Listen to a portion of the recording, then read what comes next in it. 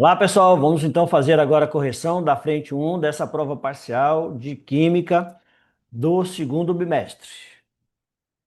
Só então, questão 5, 6 e 7. Lembrando que a gente faz a correção da prova tipo um. Se você tem a tipo 2, dê uma olhada depois qual é a referência da tua questão. Aqui fala então sobre afinidade eletrônica e fala sobre algumas reações e algumas que aconteceram então de forma artificial em laboratórios com o xenônio. Sabem muito bem que o xenônio é um gás nobre, tem aqui a distribuição eletrônica da camada de valência, 5s2, 5p6, e isso justifica a estabilidade do gás nobre. E foi feito aqui uma reação entre o xenônio e o hexafluoreto de platina, e ao final se conseguiu um composto estável durante aquele período de tempo, e foi colocado aqui, ó. Dentre os compostos conhecidos, um dos mais estáveis é o difluoreto de xenônio. Como é que seria essa fórmula?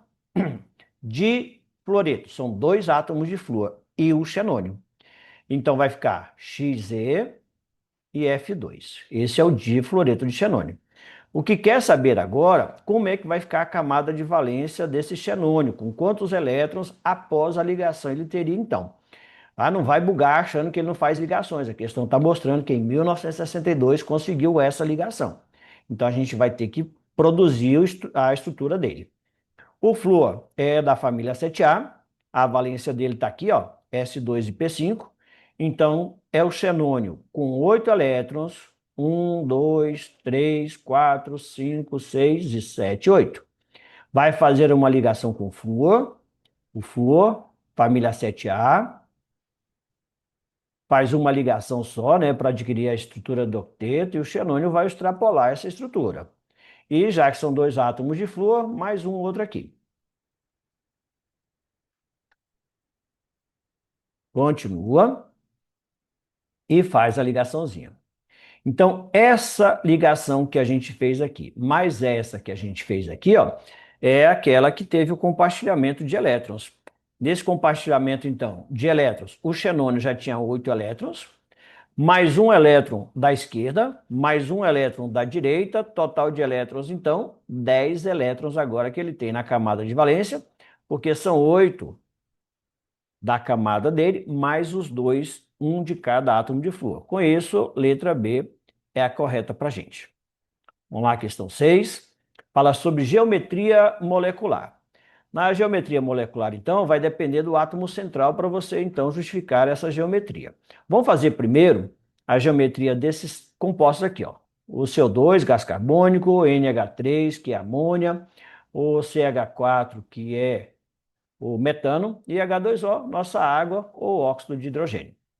O carbono é da família 4A, né? Tem que fazer 4 ligações. O oxigênio tem que fazer 2. O átomo de carbono, que é o átomo central, não tem elétrons livres e, por isso, a geometria vai ser linear. Quem é o mais eletronegativo dessa história? É o oxigênio.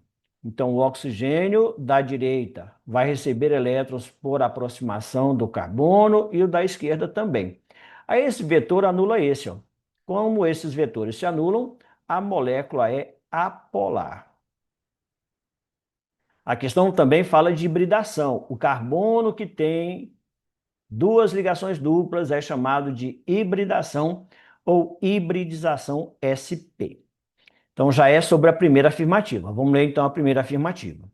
Na primeira afirmativa, coloca que a molécula de CO2 apresenta geometria linear, correto? Que o átomo central não tem elétrons livres, linear. A hibridação é sp, correto? Quando tem uma tripla e uma simples, ou o carbono tem duas duplas, é sp. E então a molécula é apolar, correto? Já que aqueles vetores se anularam. Então, primeira afirmativa, verdadeira. Segunda, molécula de NH3. O nitrogênio é da família 5A, tem 5 elétrons na camada de valência.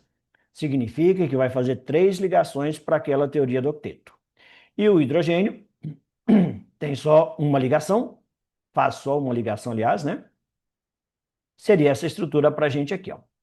Aqui tem esses elétrons livres, ó. Vai evitar que ela fique, então, com formato simétrico.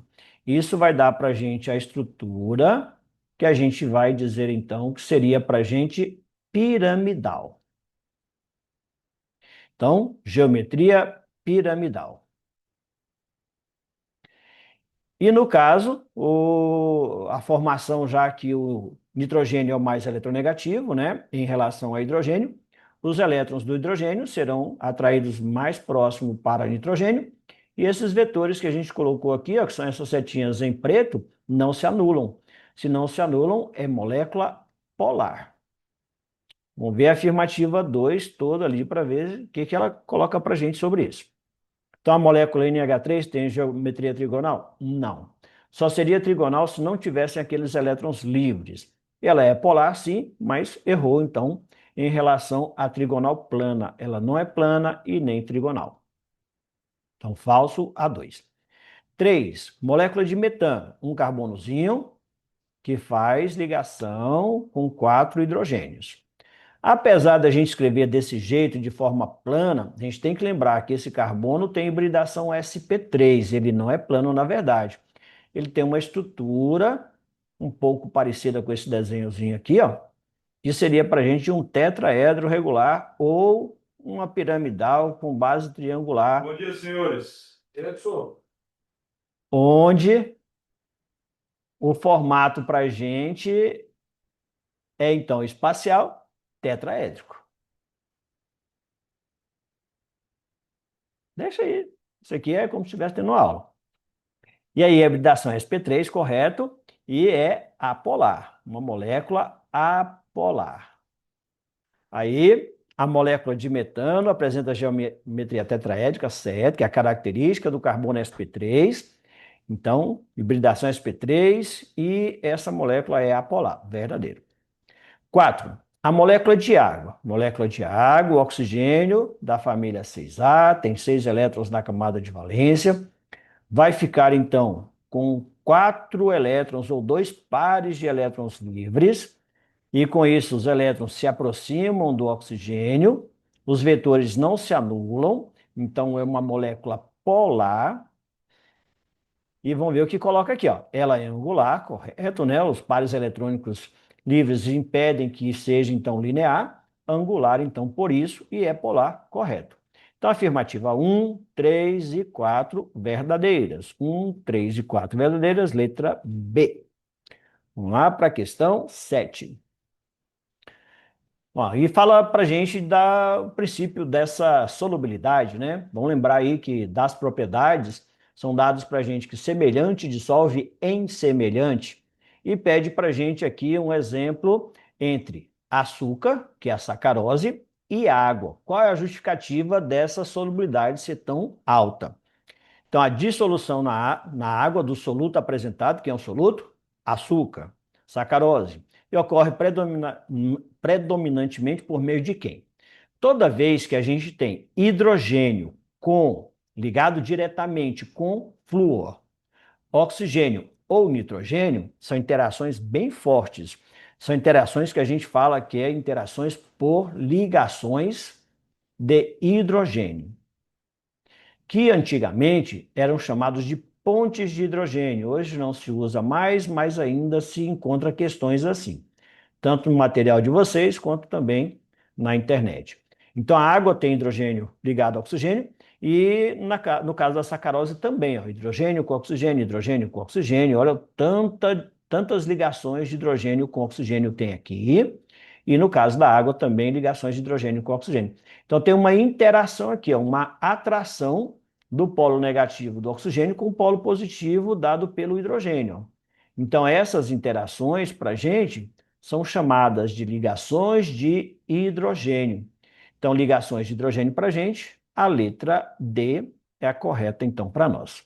Tá bom? Já já, então, a gente se vê na correção, então, da frente 3.